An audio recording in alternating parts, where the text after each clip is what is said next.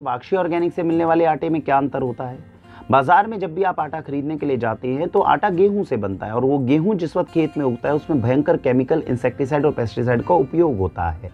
आपको ये जानकर हैरानी होगी, एक साल के अंदर आप जितना आटा खाते हैं उसको उगाने में 70 किलो यूरिया का इस्तेमाल हो जाता है। इतना भयंकर यूरिया, केमिकल, डीएपी और पेस्टिसाइड हम अपने बच्चों को खिलाते हैं और हम उम्मीद करते हैं कि वो स्वस्थ हो जाएंगे।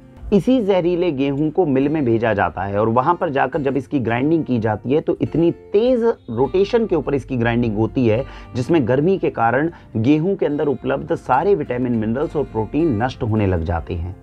ये गेहूं का आटा जब निकलता है तो कंपनियां उसमें से चोकर या ब्रैन को अलग कर लेती है, जिसको अलग तरीके से व्हीट ब्रैन के नाम से बेचा जाता है और आपको जो आटा मिलता है वो बेहद पतला होता है, जो शरीर में जाकर आसानी से पच नहीं सकता और उससे बनाई हुई रोटी मैदे के समान लगती है।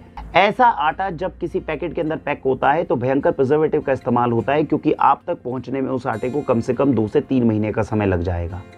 आप खुद सोच कर देखिए, बड़े बड़े मॉल्स में जाकर हम 3-3 महीने, 4-4 महीने पुराना ऐसा बासी प्रिजर्वेटिव से और पेस्टिसाइड और यूरिया से बना हुआ आटा अपने बच्चों को खिलाते हैं। सुबह से शाम तक ऐसा आटा खिलाकर हम उम्मीद करते हैं कि हमारे बच्चे स्वस्थ हो जाएंगे। अब भी समय है, पास के ऑर्गेनिक स्टोर में जाके ऑर्गेनिक सर्टिफाइड आटा लेकर आए।